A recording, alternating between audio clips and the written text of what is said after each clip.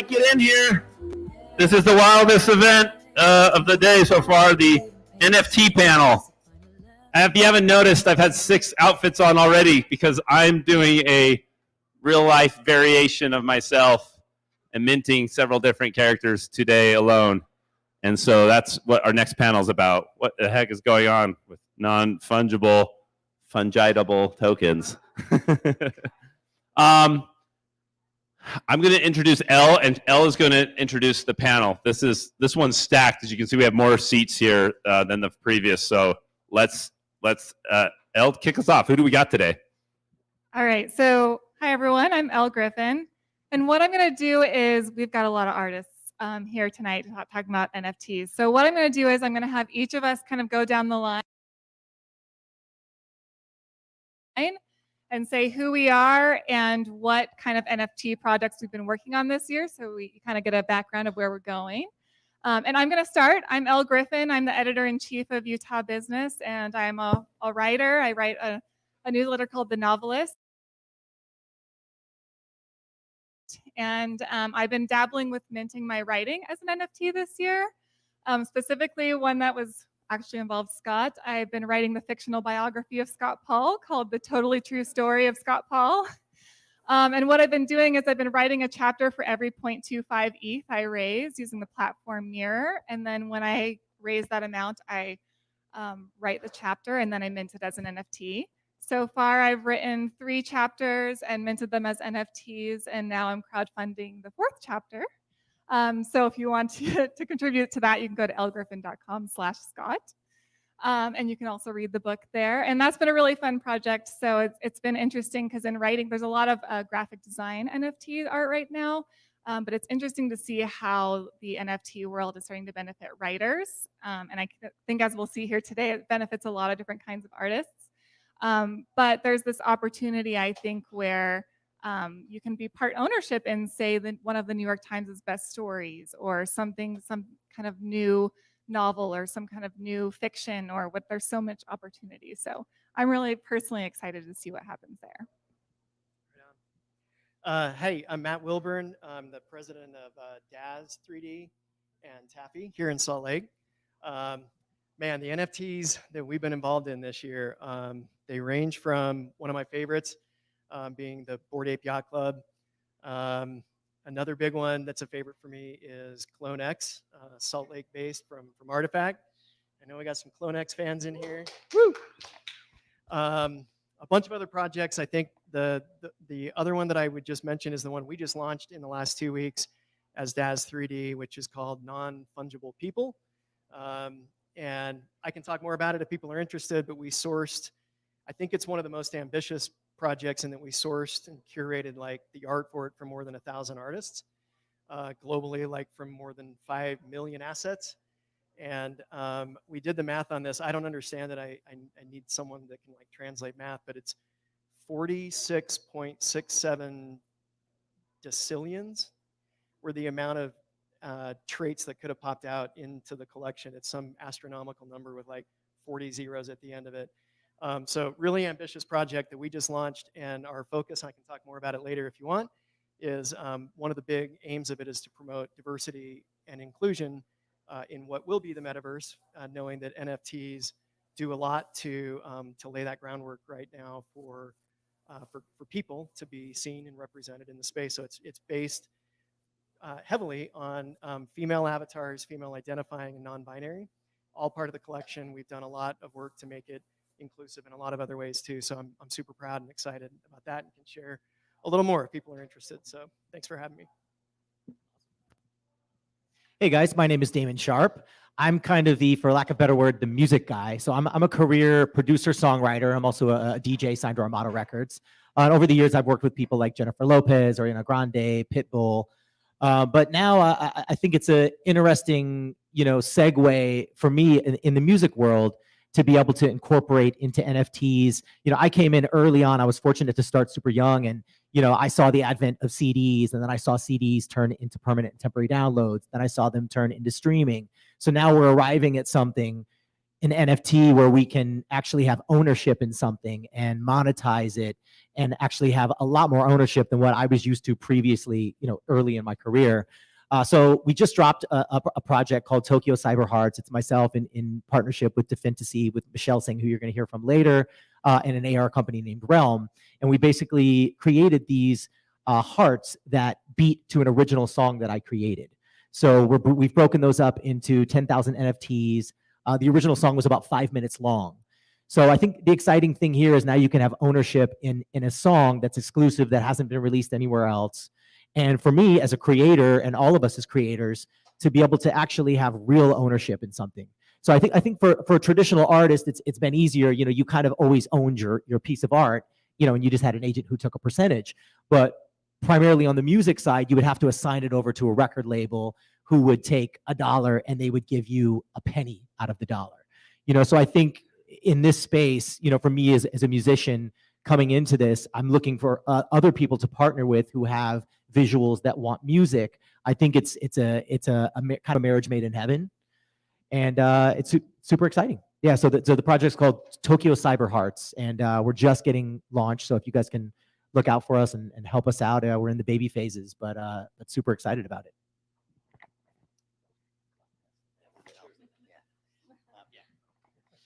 I don't know if I deserve to be on this panel. I'm just jazzed to be on the show. Yeah, my name's Jon Cheney. I'm the CEO of Seek XR. And we've been around about 6 or 7 years now. And we work with many of the world's biggest brands, ranging from Walmart and Lego and REI and Nestle and tons of entertainment brands and everybody in between. We're really the largest metaverse infrastructure company. So we're kind of behind the scenes. You don't see us a lot, right? Everyone in here has probably used our technology, but we power 3D AR, VR, XR, metaverse, and of course recently have added Seek NFT, which I'm now the president of Seek NFT, and it's our vision and mission is no different than what it is before. It's to power the next layer of the internet, and so we power NFT platforms and most importantly interoperability in the metaverse, right? Being able to take cool avatars and 3D objects, and of course things that tons of these brands will want to be involved in that, helping them be able to easily access, the different metaverses and using NFT infrastructure to be able to make a lot of that happen. Taking a shoe, a 3D model of a shoe, and putting it into a format that works well inside of Sandbox or Minecraft, which is super low, lo-fi, as opposed to something like, taking that shoe and putting it on your character in Fortnite. Really, when it comes down to it, it's just a bunch of 3D pipelines, right? We are experts at taking one type of file and turning it into another type of file, which sounds boring, but at scale, it's very, very valuable, and we've been able to do some incredible things. And our newest NFT platform and infrastructure is all about allowing communities to create their own NFT platform. Think of us a little bit like a Shopify. Shopify is to e-commerce as Seek NFT is to NFT platforms. And so we're powering and partnering with a lot of really exciting communities. We'll talk about some of those today on our panel. Thanks. I'm Emily Higgins. I'm the Director of Communications and Special Projects for Uplift Aerospace. So we're taking a slightly different tack to the wonderful creatives up here, and we're trying to marry science and art in the project that we're doing. So this is our first NFT project. It's called Space Plus NFT. And what we're trying to do is give greater access to current space exploration through an NFT project. So bringing in private citizens and a community and giving them access to things that normal people wouldn't be able to have access to through our unique partnerships. So we've recently signed a contract with NASA on the International Space Station. This morning, we just announced that we're also going to be working on the Orbital Reef Space Station, but with Sierra Space Co. and Blue Origin. And so, thanks. And so we're really excited about Web3 in space. We think Web3 has amazing applications in space, from VR, AR, blockchain, and NFT technologies. If you think about being in space, like if you can just imagine that for a second, you're floating around in a capsule, maybe you're orbiting the moon for 2 weeks. What are you going to do? You need something not only to entertain yourself, to keep your mental health up, but also maybe you want to buy products or engage in transactions. And through NFT technology and blockchain technology, you can actually do that, and you can have a verifiable ledger that allows that to be completely transparent. So we're so excited to be here. We just launched in early January, and we're just starting to develop the community. We are able to offer real utility for our members, including giveaways like suborbital space flights, zero gravity space flights, as well as access to, yeah, it's cool, right? As well as access to our payload space on the International Space Station. So we really want our NFT community to be part of history, to be part of this first phase of humanity in space and leaving Earth's surface and having a real presence there. And yeah, I mean, that's us. We can talk more about it later. Psyched to be here.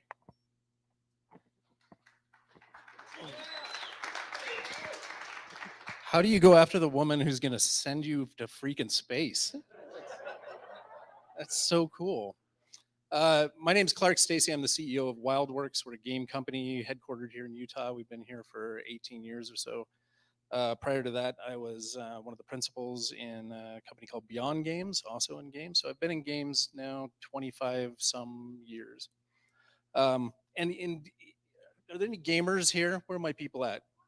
There's more than that. Nobody who hasn't raised their hand has Candy Crush on their phone. Seriously? Yeah, I see you. Game technology has been disrupted many times over the course of my career, where we've seen the distribution models or the technology get blown out of the water by something else. Most recently, we saw it with mobile games. Before that, we saw it with shareware, free to play, and we've seen it with technology as well.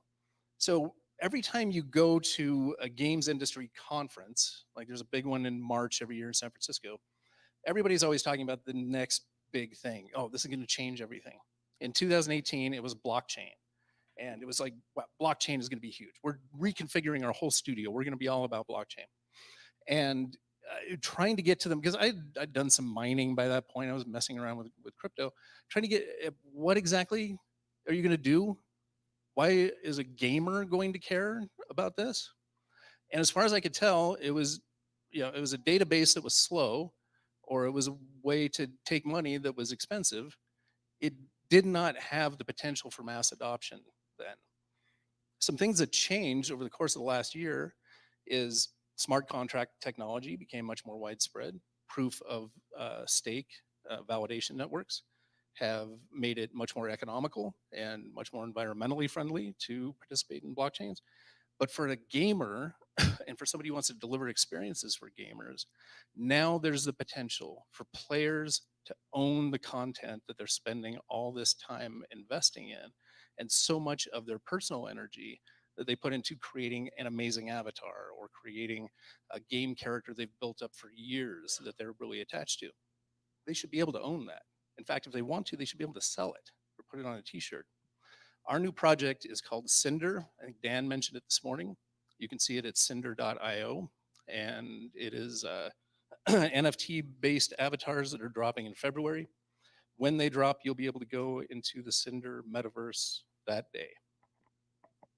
Awesome. Thanks, guys. So this is such a cool panel. As you can see, we've got a lot of different sides of the creative spectrum. I'm just curious, how many people here would identify as being creative? Creative? Yeah, okay, so we've got a lot of creative people here.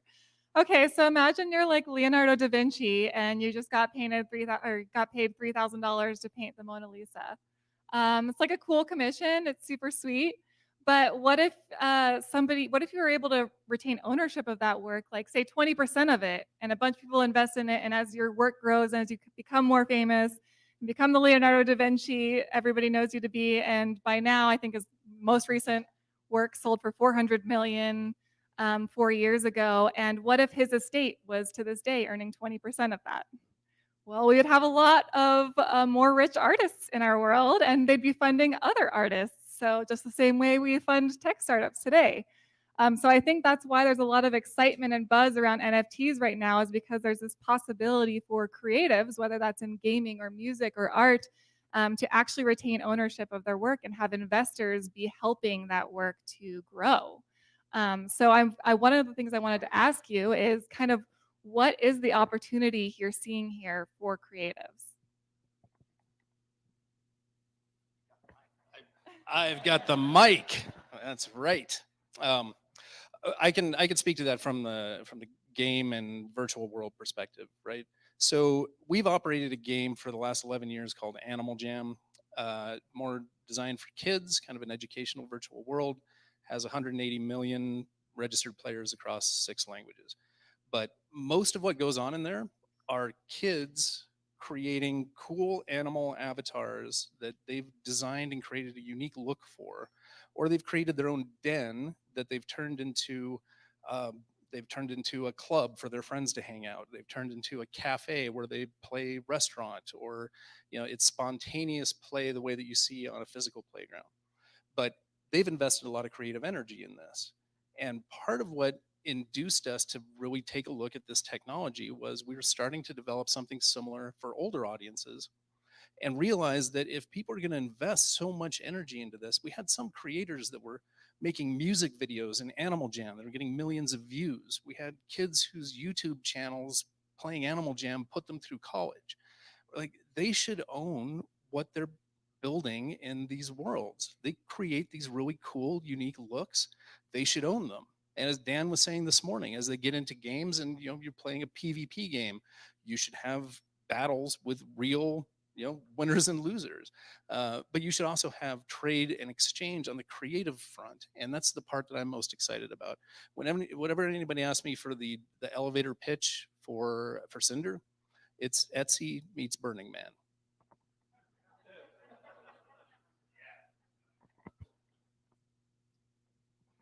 Yeah, I like that. The Etsy and Burning Man. I like the fusion of those two in my mind of who those people are. I think that's fun. We look at, kind of what this means for not just like the artists, the creators, but that it expands the number of people who can consider themselves creatives, where everybody in this room, by participating in like what NFTs enable, you kind of become creative, you become more sensitized to it, where it opens up the access to a lot more people to participate.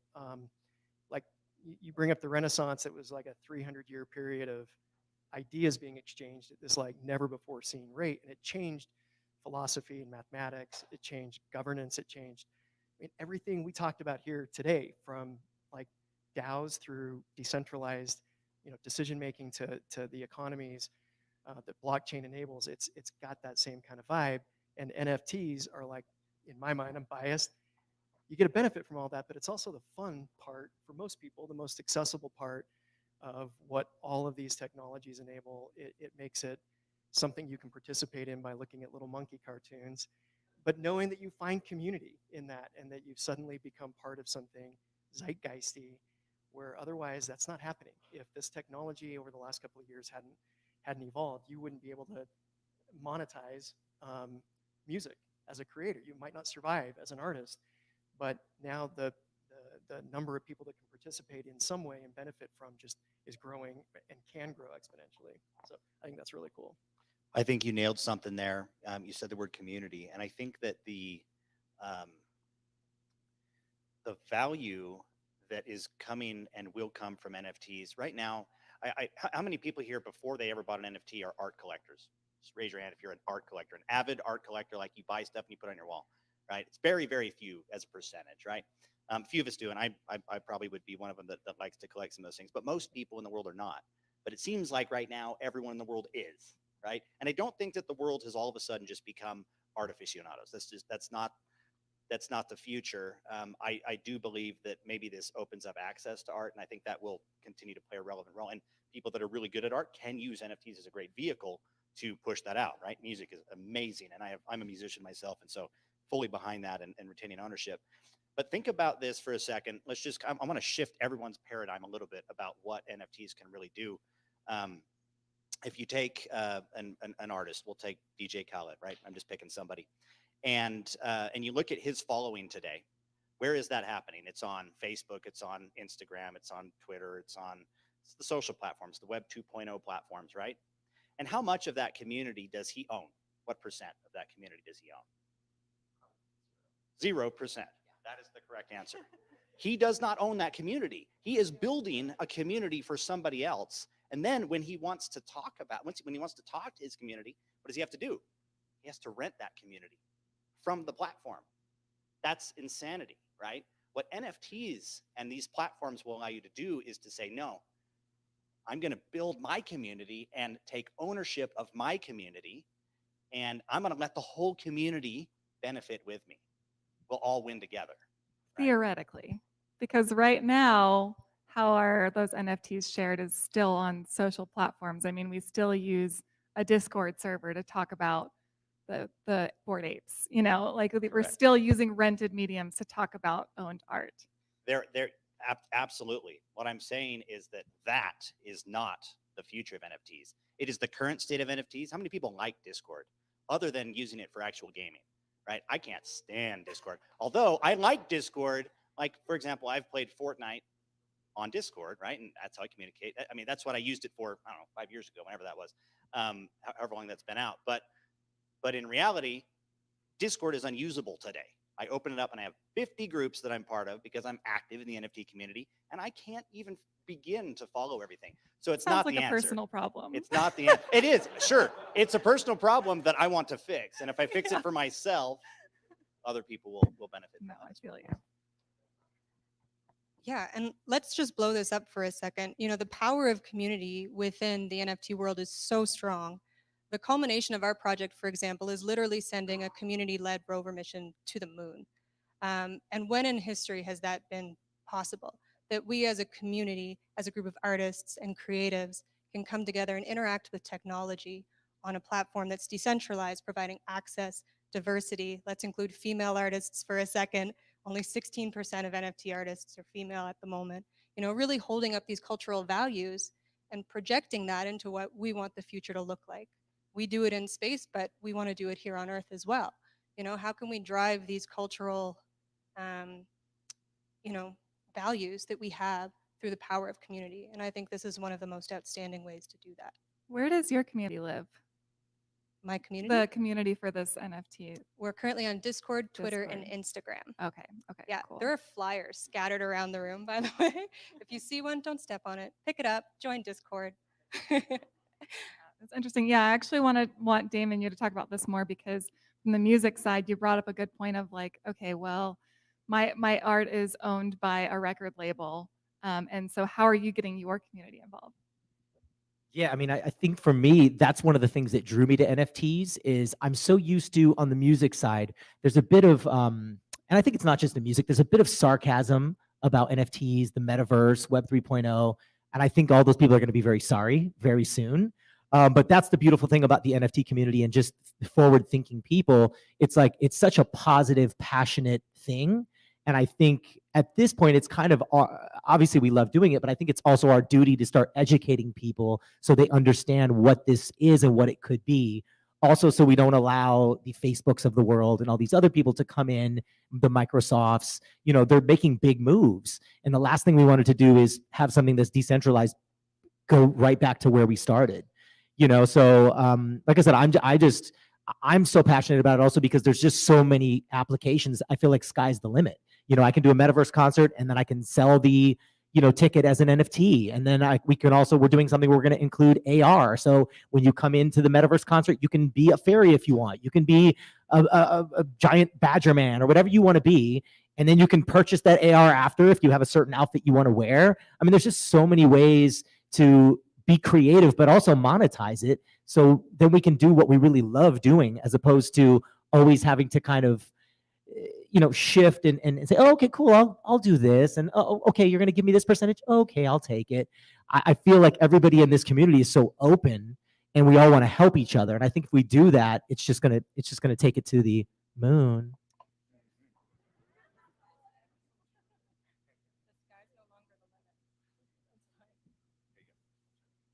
This is anticlimactic now. The sky is no longer the limit. Neither's the moon. Got it.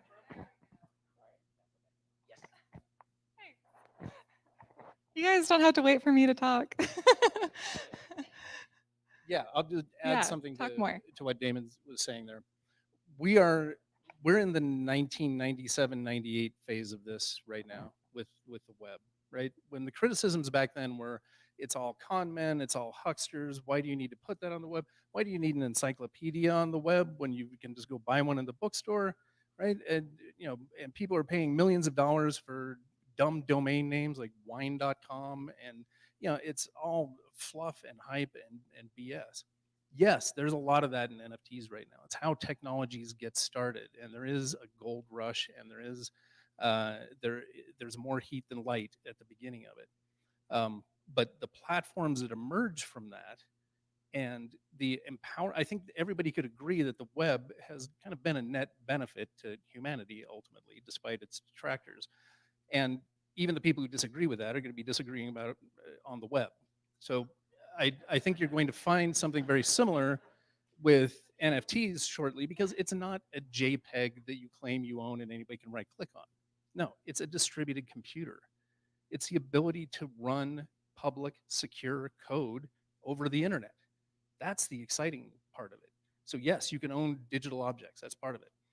But this is how you're going to have your grocery store loyalty card. It's how you're going to get into a movie. It's how your Delta points are going to accrue, except you're going to own them in a way that you can't now. Does this crowd already understand why you would want to buy an NFT, or does that sound stupid? We're all already bought into this? Okay, cool. Just making sure we're all in. Okay, since we're already full send on this, we can just skip all that part. Okay, so Could I ask yeah. people, if you want to raise your hand, how many people would say you're like an NFT skeptic, even a healthy skeptic? Yeah, yeah. I mean, fair. Okay, cool. Okay, cool. Awesome. Yeah. I will say I'm not an NFT skeptic, but I am skeptical if we can maintain the current pricing. Yes. Yeah. Let's talk about some of those barriers, because I think that's kind of some of the hurdles we need to go over. I know even in my project, it was like so much excitement at the beginning. The first 3 chapters were funded, and then because my project was built on the Ethereum network, gas prices shot way up, and suddenly it was like, oh, I would love to invest $500 into Elle's book, but I have to pay a $300 fee to do that. Like, that's not exciting. That doesn't go to the artist at all. That's not an investment in the project. It's just a fee. So that has essentially leveled off my project completely right now. So I think and now I think we're starting to see a lot of art projects that have happened that are built on Ethereum are seeing a similar pattern, kind of waiting for gas prices to go down, or else waiting for platforms to open up on other blockchains. What are you guys kind of seeing in terms of some barriers? I can speak to that because we made a conscious decision not to do this on the Ethereum network with Cinder. Cinder will release on Solana, and subsequently Smart move. Yes, yeah. And for me, I was very much an NFT skeptic previously, and I was familiar with this for a while before going into it. I just hadn't heard a use case that was better than a regular database, right? And I did not see why it was worth the effort that it took to get into it.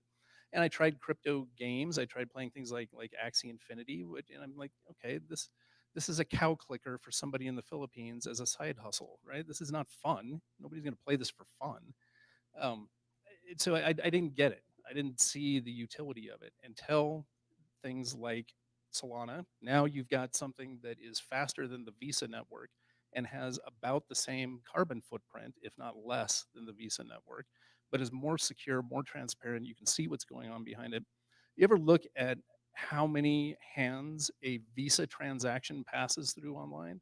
You're talking about 10 to 15 different data transfers, just so that a lot of people along the line can grab their little pound of flesh and steal your data to sell, right? It's not a good deal. It's easy for us to use right now. So it seems like, oh, well, yeah, of course, it's prima facie obvious that we should be using the Visa network. Wait until this matures a little bit. It'll be much more obvious.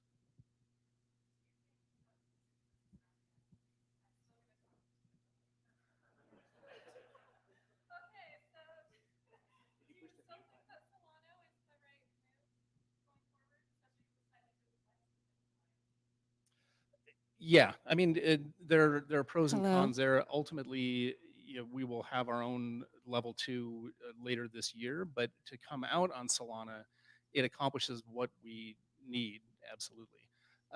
It is super fast. It's gotten much easier to write smart contracts to it.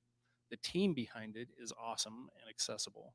And no, it doesn't have the number of wallets attached to it that that Ethereum does if you want to sell things on OpenSea. But it also doesn't have insane gas fees. It costs a penny to mint an NFT on Solana, and it happens instantly. And by the way, I know we've got some wallet making people here. Safemoon's got a terrific wallet, and I know they're getting into NFTs. But I think that the user experience for Solana wallets is a lot better than MetaMask. So it's we're happy with the decision that we made there. For us, the NFT drop that we're doing in February is not just about raising as much money as we can and then going onto Reddit and trying to figure out how to make a video game, which is what all these other NFT metaverse projects are doing. We don't need the money to make this. It's been made. We've invested $6 million in it already. It's been in test for the last 1.5, 2 years. What we need is to validate an ecosystem there where people can create to earn, play to earn, and that we need to make it as accessible and easy to get into as possible. Yeah, I love Solana too. And by the way, I'm super excited about Cinder.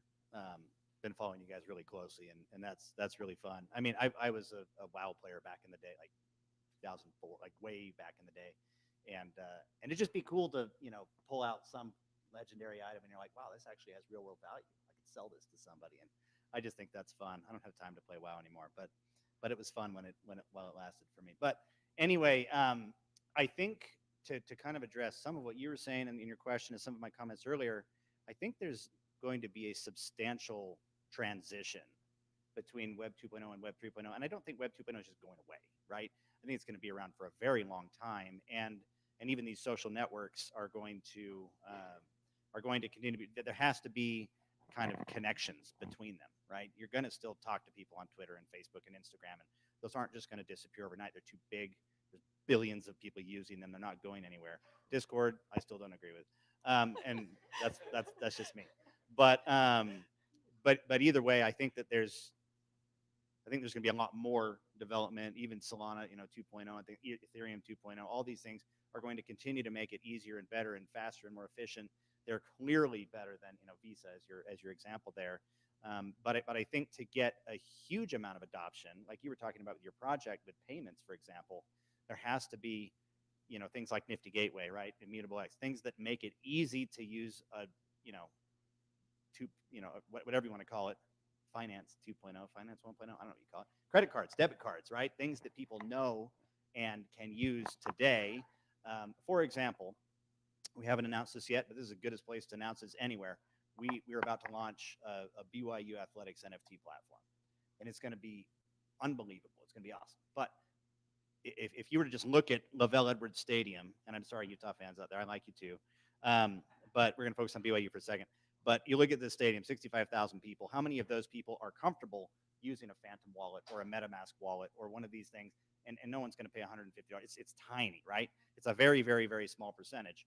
And so in order for that platform to be successful, it has to be, hey, use your debit card or whatever. Airdrop, if you show up to the game, you get airdropped an NFT. I mean, little easy things like that are just really cool ways you can start to engage your community, provide real world benefits, and add a new layer of excitement to a community that already exists.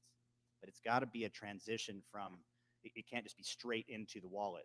Everyone here can do that, and there's a good sized market out there that's growing that can handle that. But again, back to like Giddy and everything they're doing, right?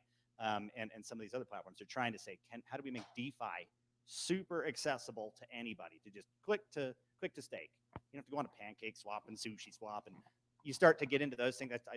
The test is, can you tell your dad about it, right? And he like gets it, or your grandpa, and they're just like, oh yeah, I can do that. You start talking about pancake and sushi swap, and they're just like, I'm done. I mean, that's to the point, right? It's early, and everybody right now that is getting involved is the early adopters.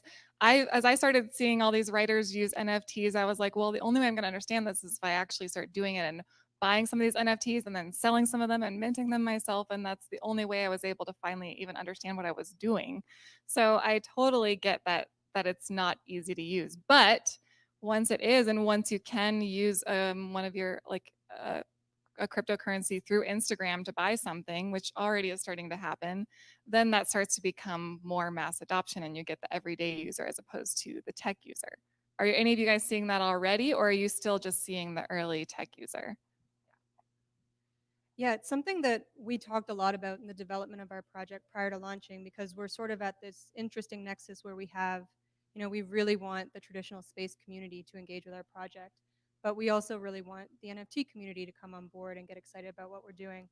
And so the balance for now, until some of these really innovative technologies start being more mainstream, is that we're creating communications tools to teach people how to use what's currently available. So we want to drop our first phase in the spring. And so our whole idea is to just be as educational and open as possible, host workshops, and allow people to join and even handhold through to make sure that the people that really feel the value in your community are able to join. Add something quickly to that, because it's a really good point. What drives mass adoption with something like this is not just having an easy tool that makes it easy for you to drop in there. It's because that's how you access the product that you want. If I'm a fan of Damon Sharp, and then I want to get his NFTs, I want to hear his music, if I have to figure out how to do this wallet thing to experience it, that's why I'm going to do it. Yeah, it helps if it's easy. There's less friction, there's less, you're getting people on board. But it's art and content and functionality and the desirability of the product that's going to drive mass adoption. There are only so many early adopters, right? And there's companies here in this room that are doing a fantastic job of making this much easier to use, much more approachable. But it's the content creators, it's the product creators who are experimenting with new utility that they can give buyers, that they can give their customers through NFTs. That's what's going to make the average person want to do it. Is this on? Yeah. Didn't get trapped that time. You mentioned this feels like it's like 1997, kind of at the stop. I've said that. I've said 1996. My year might be wrong. That's what I tell people. It feels like 1996, like before the internet took off, that most people can't even imagine what you're talking about if you were to start in 1996 and say, the internet's going to change everything. Like Steve Ballmer wasn't a believer in the iPhone. Like no one's going to want to play games on an iPhone. And, only creatives want this. And so we're fine. And so even like the smartest minds didn't have the imagination or the scope of seeing like how much the internet was going to change everything. And I feel that way about all of this technology right now, that on that typical kind of like technology adoption curve, you've probably all seen it. There's like that chasm that you got to cross to go from early majority or to go from like early adopters to early majority. Even the skeptics in the room on NFTs are part of the early majority by virtue of even knowing any of the vocabulary, even the word metaverse, to sit around and have a debate about whether it's real or not, or whether it has value or not. You're part of that early crowd, even if you're a skeptic, even a hardcore skeptic. And I think getting that next layer of people that are the early majority that will come on, let alone the laggards and the late majority, you've got to find connections that they relate to, and that can be real world value. We're doing partnerships. Our NFT collection will have a partnership with Champion that we've announced in the real world. Artifact obviously was acquired by Nike. And you start building these bridges for people that are an analog in their real life, where you go, there's going to be tangible value that comes from this in a way that I relate to. A lot of people think owning virtual land or skins for games is stupid still. And anybody who owns that land or can even conceive of why you might want to have that, I think is early right now. And it's just a matter of us building those connections to help people bridge like what they consider value, which is IRL stuff right now, to understand the value of that translating, that the more time we all spend on the internet, look at the last year, the more time your interaction with people is virtual. We have people virtually not with us today that are here. The more you have that, the more like those connections and owning something that only exists virtually doesn't seem crazy. It seems inevitable. I'm curious if as we approach a more mass adoption model with this, if we'll lose value a little bit in some of these networks. And what I mean by that is I crowdfunded my first novel, and the first $2,000 I raised was from 50 people. With my NFT novel, the first $2,000 I raised was from 3 people. So people were in real money are happy to contribute real money in US dollars are happy to contribute smaller amounts. You're happy to buy a book for $9 on Amazon. But on Web3, you'll find people who are willing to spend $500 or $1,000 for one chapter. So I think that's because it's coming from early adopters. As we start to see mass appeal, are we going to is that going to level off where suddenly it's like, okay, we're not looking at the $500 investors, we're looking back to the $50 investors? I think it has to be open to everybody. You have to have a way to get into a community to buy your music for $1, maybe even for free, right? Now, that NFT, because you got in for free, is never going to be worth anything, right? It's your membership club card, right? It's your library card, gets you in. But there will still be opportunities to do, to do really big things, right? To say, hey, you know what? If you buy this $1,000 NFT, I'm going to sell 100 of them. You're going to own this album with me. You're going to own this percentage, right? And so the one thing that I noticed, and I kind of thought through it in my head, everybody on the stage here, everybody's NFTs has incredible real world utility, right? Or maybe metaverse utility, Cinder.game utility, but it's still real utility. It's not just a picture that you're going to display on your Samsung TV that supports NFTs, right? It's not all about the art. The art is the answer sometimes, but the real world utility attached to it is what will maintain value, right? And so maybe with your NFTs, to get people to pay $500, I don't know what you offered for that, right? You're supporting me and whatever, but maybe there's additional, right? Maybe there's you're selling a royalty, Smaller to this, tiers right? and kind of there's different Kickstarter things. model. Yeah, exactly. You can people can run their own Kickstart programs through an NFT platform. And so I think that the $250,000 Bored Ape is there not just because there's a lot of reasons why it's there, but they provide significant real world utility to network with one of the most high net worth groups in the world at the moment. Exactly. Yeah. You're getting the community.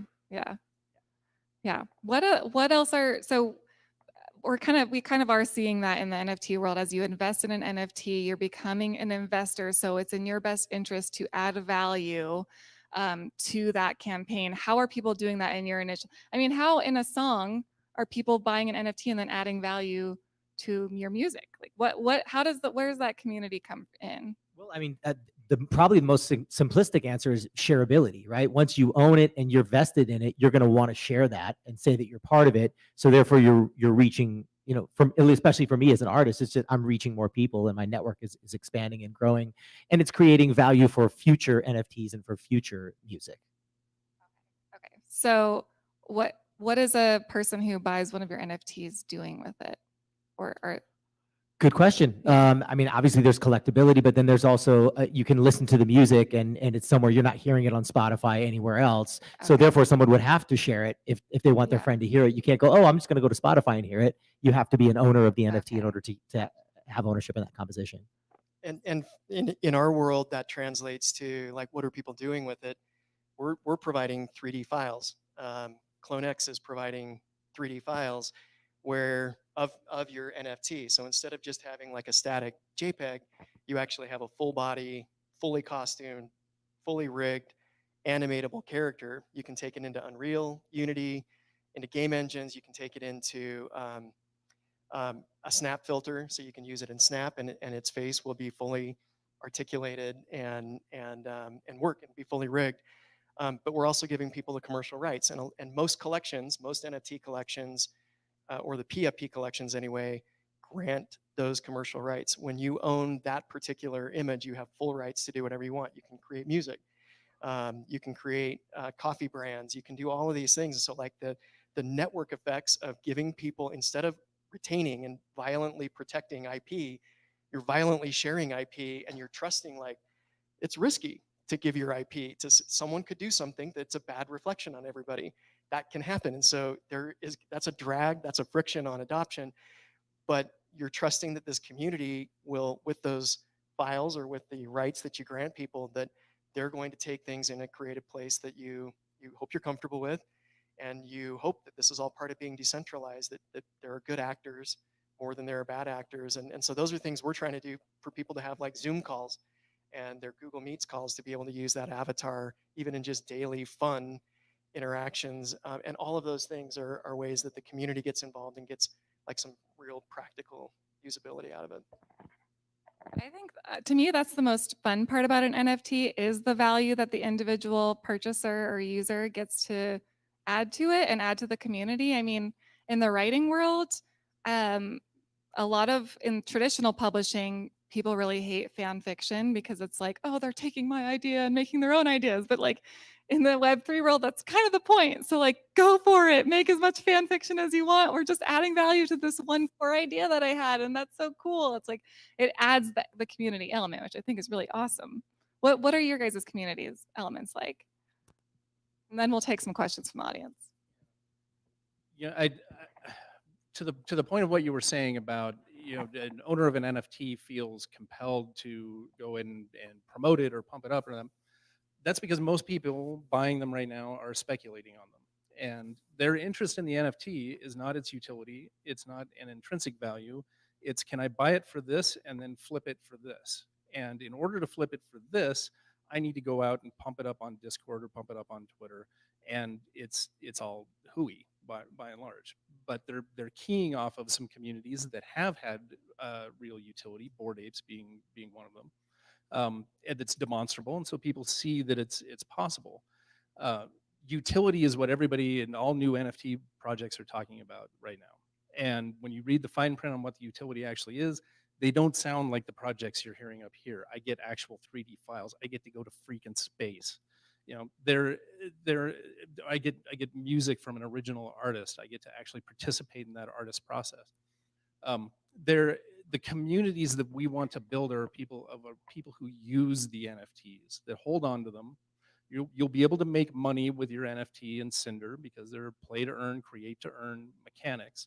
But we don't want people just watching the floor price and seeing when they can flip it. We want people who are going to use them and ultimately maybe rent them out or possess them. And yeah, they'll be super cool because they got the first generation Genesis NFTs from Cinder, and there'll be some of that FOMO Bored Ape stuff around it. But that's not the real point. The real point is to get people in there who are using them and owning them because they have intrinsic value. Yeah, and we kind of follow on that tip as well. We want people to be active members of the community that are, we hope they want to go to space. We hope they enter into a giveaway for a suborbital space flight.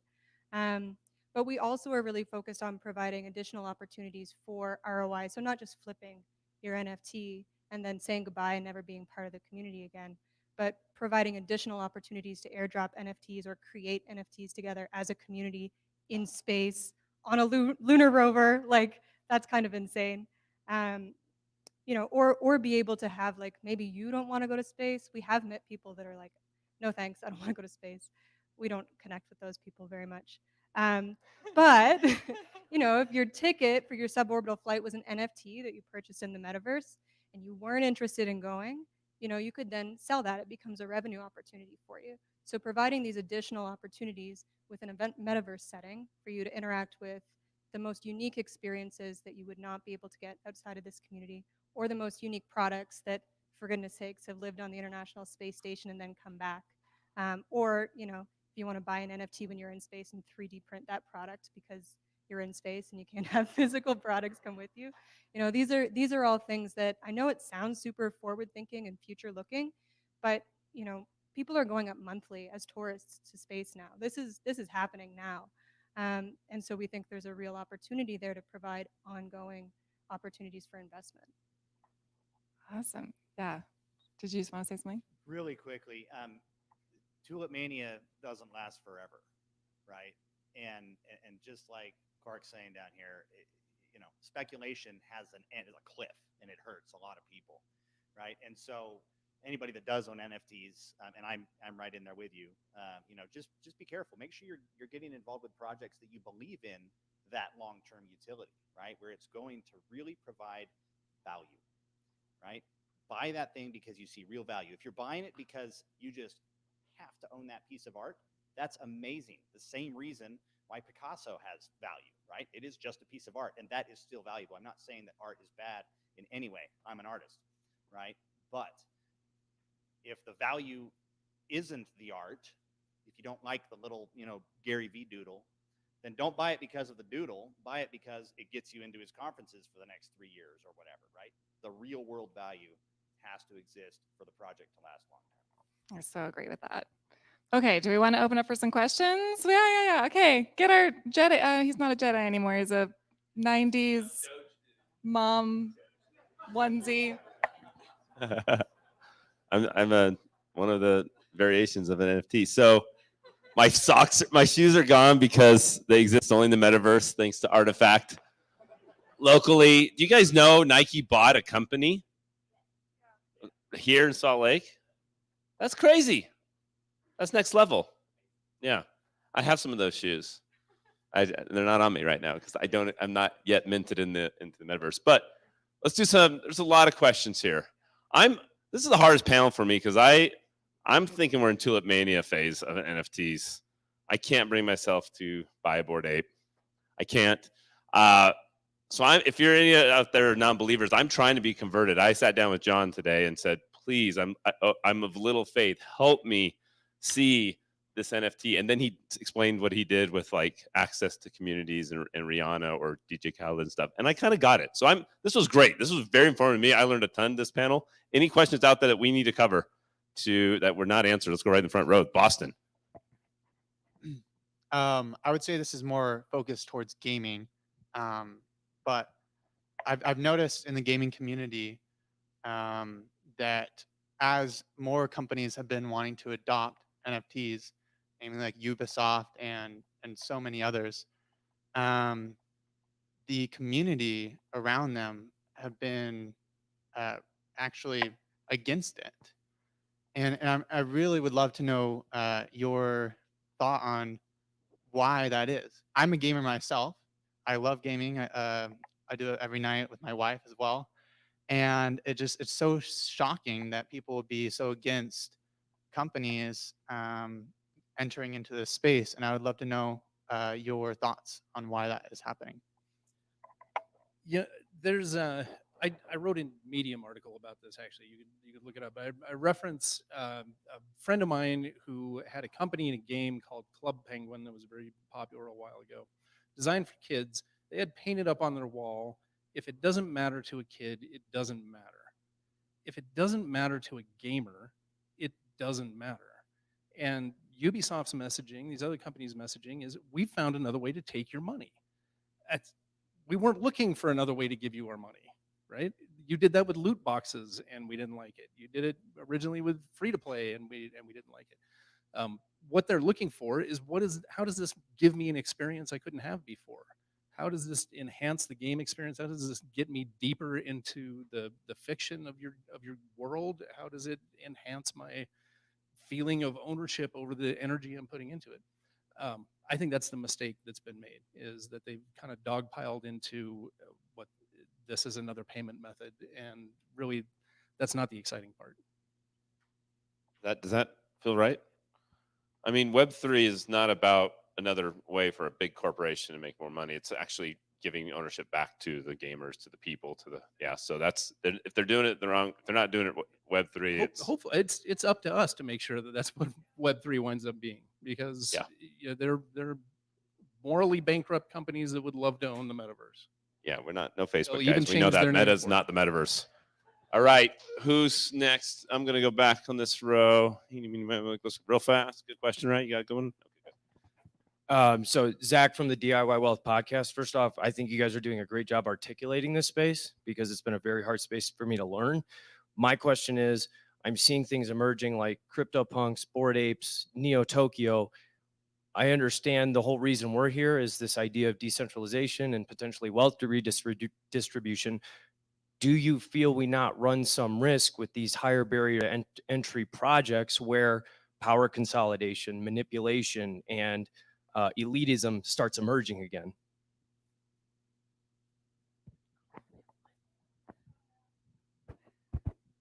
Short answer, it's a great question. Yes, we do run that risk. There isn't an organization or a celebrity in the world that like caps their fan membership at 10,000 or 20,000. and that has those exclusive kind of like barriers to entry. So it is definitely a risk, and I think that's going to play out over the next couple of years. Like, can those collections maintain sort of that the culture and the vibe that resists kind of those power moves and the things that make you scared, rightly, for those things. What my experience has been, I'm not a Bored Ape, I'm a Mutant Ape holder. So I thought, maybe that's going to be like the second tier status within that community. And I found that it wasn't at all. And repeatedly, I found like my ability to have an opinion matters to the other people there. Will it always be that way? I don't know.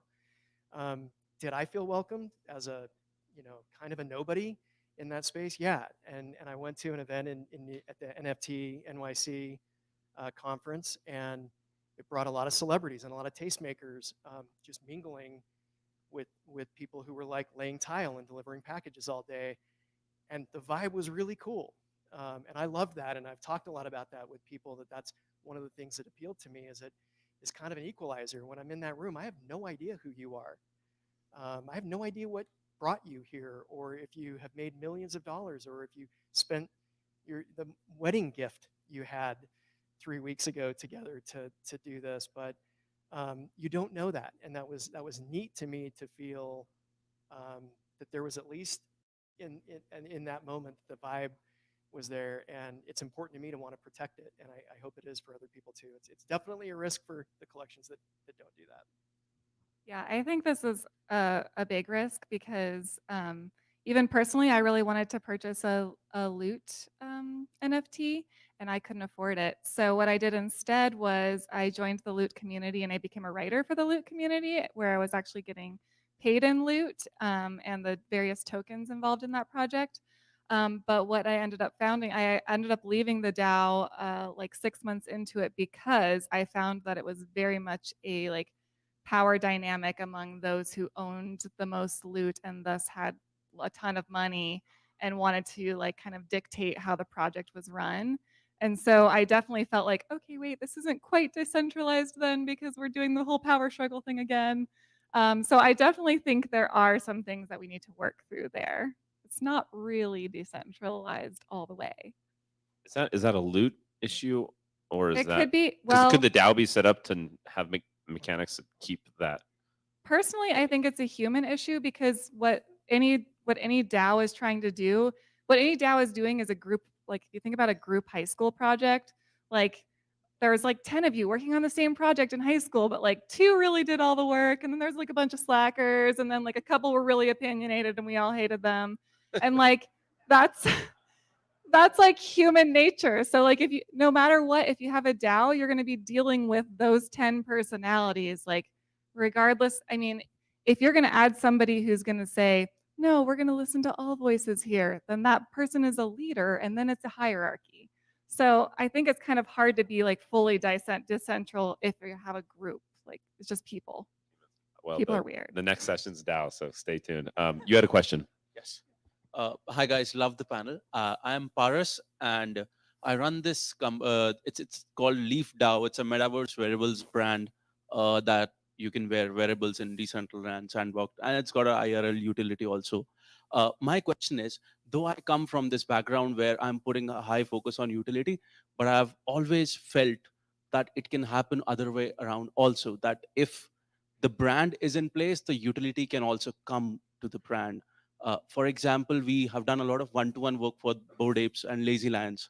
Now, this is a utility going to them because they are a certain brand, right? So what are your thoughts on this? Is it really important to be obsessive about utility from day one, or the vision or the brand that's being built, the community that is being gathered can also be important, and the utility can come later?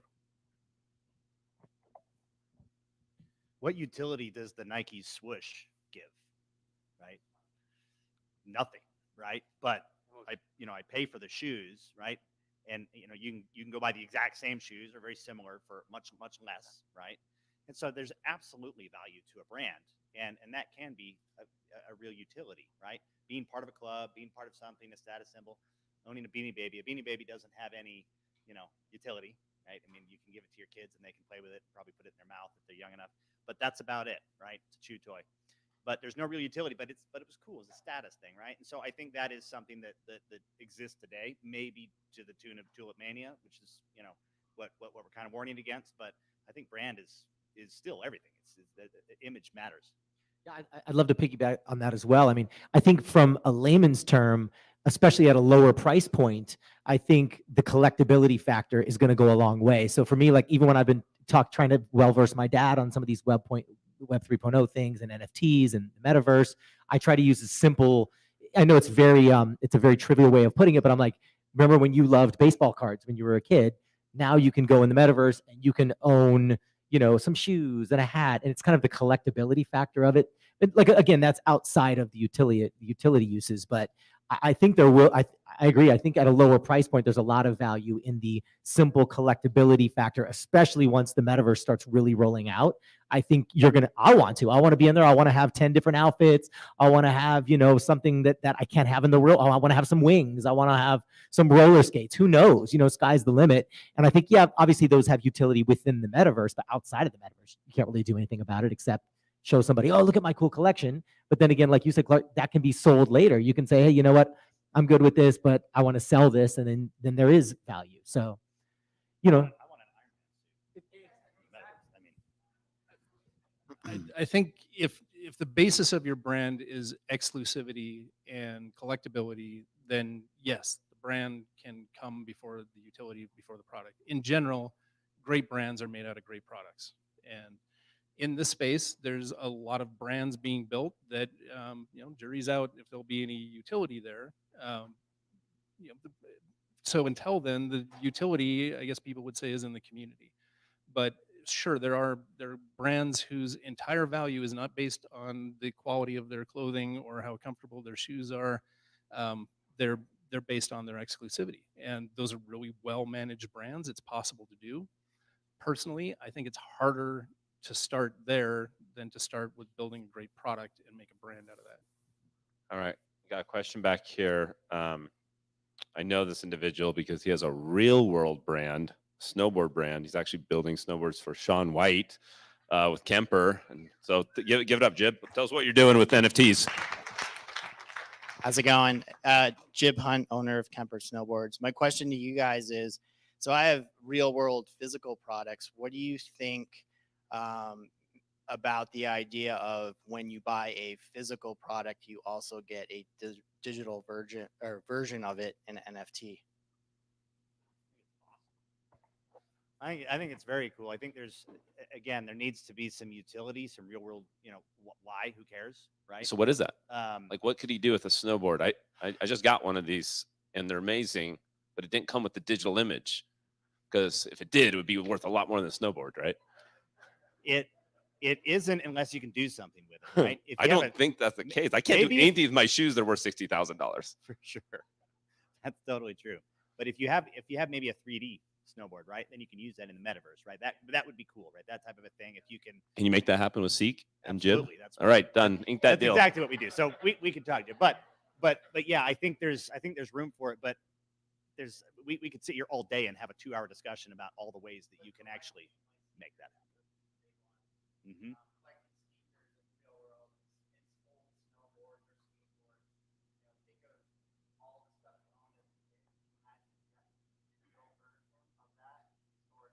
I think it's awesome.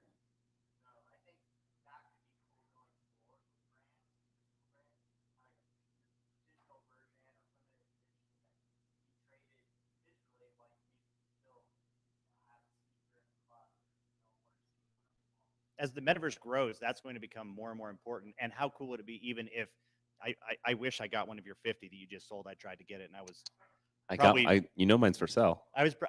Yeah, $60,000, right? I think it's awesome. But what if one of them came with the opportunity to do a quick, FaceTime or Zoom call with Shaun White, right? I mean, now all of a sudden you're getting into like, okay, this is awesome. This one, you're going to be lucky. One of 50 gets this. Those will sell out. I mean, I know they sold out in 10 minutes, but maybe they'll sell out in 5 minutes. So. Could you add value to the physical boards in later? Oh, sorry.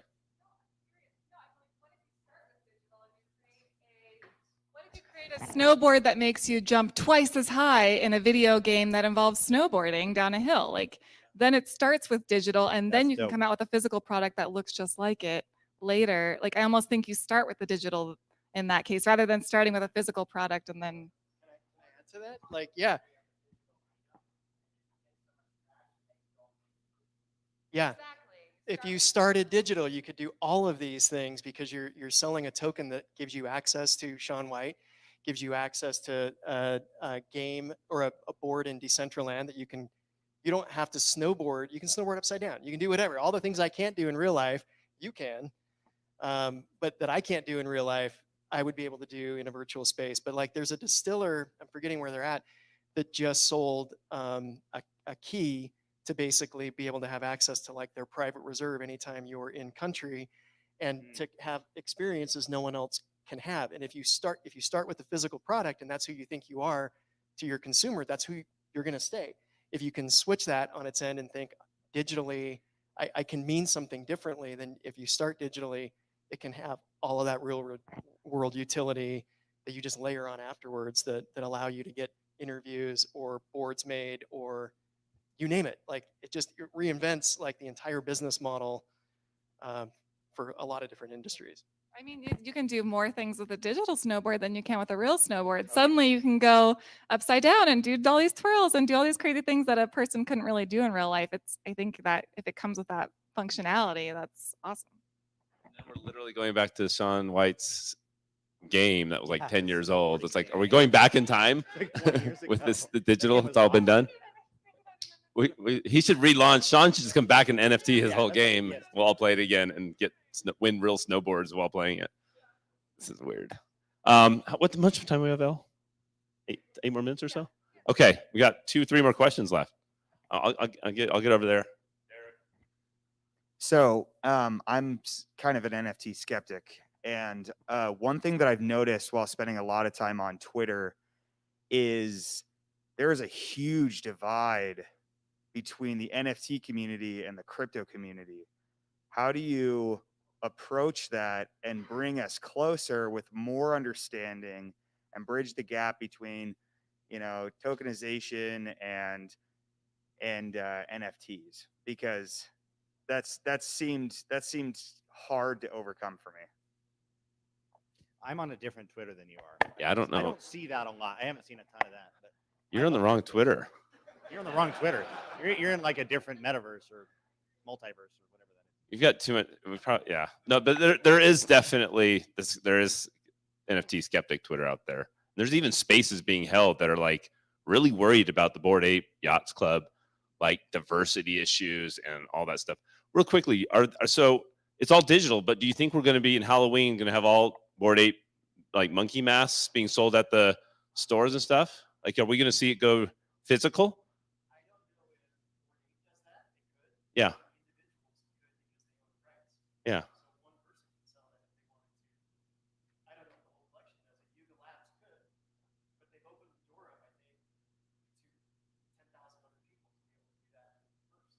So it's kind of down to an individual level because they each own the copyright individually and that. Okay. Yeah. Yeah. Yep. They want Post Malone's Bored Ape. Yeah, that makes sense. Crazy. You're like what, 15? 17? That's good. You're still. I want to hear from 17. What's the question a 17-year-old has towards all this? Is this crazy or is this just normal for you? No. Okay. Either it's 2 parts.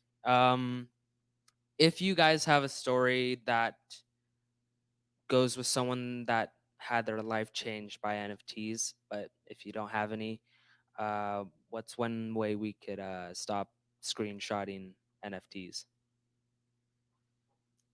I think the answer is how can we stop caring about people screenshotting NFTs? Because the value is never in the pixels. It's not that, hey, I'm the only person who can display this because I bought the NFT. On the surface, that's what it appears. And to your question, I see a lot more discord between the art and NFT community than I do between the crypto and NFT community. And that's again because of how early we are in this. Artists are observing that, wow, anybody can go take my art, tokenize it, and sell it. And yeah, that's happening. It also happened with YouTube. It happened with Napster. It happens with every new democratizing media distribution platform. And then controls fall into place, and that's what has to happen here too. I think that, you know, as we've been talking about utility in NFTs and value outside of the pixels and the JPEG there, and that's really the answer, is that as nobody who's buying NFTs for anything other than pure speculation cares if you're right-clicking on it. Then life changing. Anybody know that someone's life is upside down in a good way or bad way because of NFTs? Beeple, right? I mean, is a perfect example, right? Beeple was selling his art for, he had never sold anything for more than $100 before NFTs came out, and he just sold his 5,000 days piece for $69.3 million in one of the most respected art galleries in the world. Yeah, Christie's auctioned it, right? That's big time. Yeah, I watched that video. It was insane. So there's plenty of stories around that. Now, I don't think that's going to happen, you know, all day. I wouldn't set out to, you know, do that in the same way, but I think there's, I'm just sitting here thinking about how early this is, right? We've said that a lot, right? But the questions that are coming out and the questions that I get just on LinkedIn and whatever, there is so much opportunity here if you start to understand this. If you can just dig in and really understand the real value behind it, and don't just, you know, follow the hype cycle, right?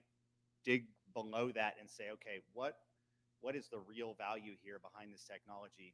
Everyone in this room is perfectly positioned to do very, very well in life if you can adjust your business, whether you sell snowboards or electricity. It doesn't really matter. Everything in between.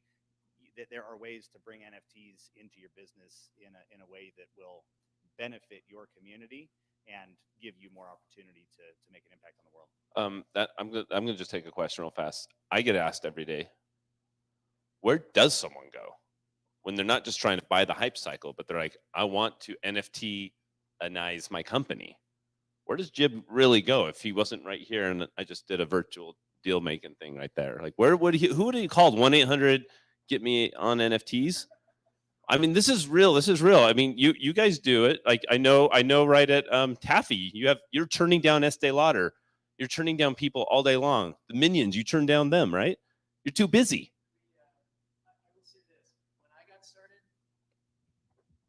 When I got started, it would have benefited me a lot to have someone just walk me through some things, setting up my wallet, like things we do. And I've been in crypto for a while. I had no idea how to do the NFT thing. The NFT Twitter is different than crypto Twitter. And how do I navigate what's bullshit and what's real? And how do I tell the difference? And I'd be willing to be that person. I think we're trying to do that as a company. We brought, I think, more people to first-time NFT ownership. We don't have a way to quantify this right now, but I think we brought more first-time owners into this space than any collection I'm aware of right now from the DAZ art community to be into this space. And we're doing tutorials all the time. We're doing them through Twitter and Discord and our own forums.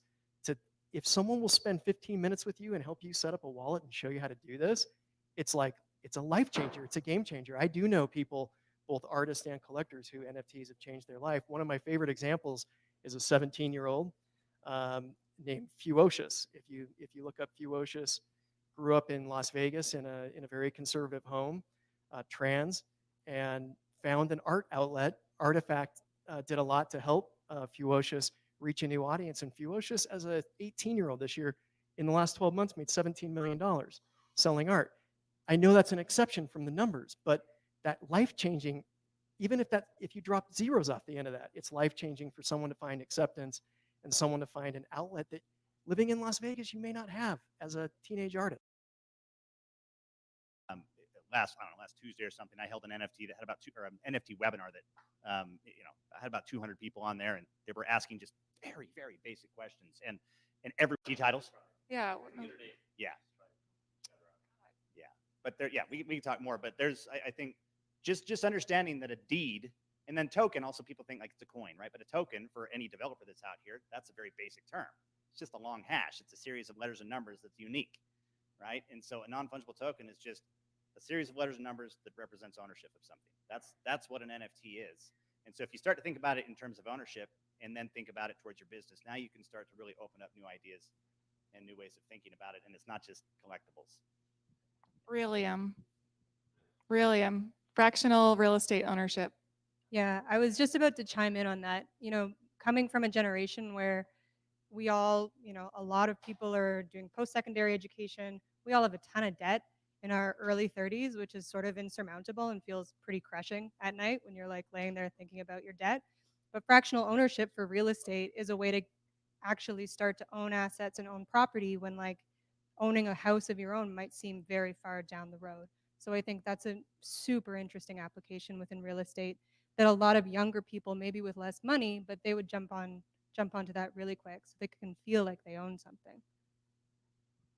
Just add a super quick thought to that because I know we're out of time, but I just to observe, there are dozens of people literally in this room that you could have that conversation with, and we'll have some really good ideas. That's what's cool about this community. It's what's cool about it happening in Utah.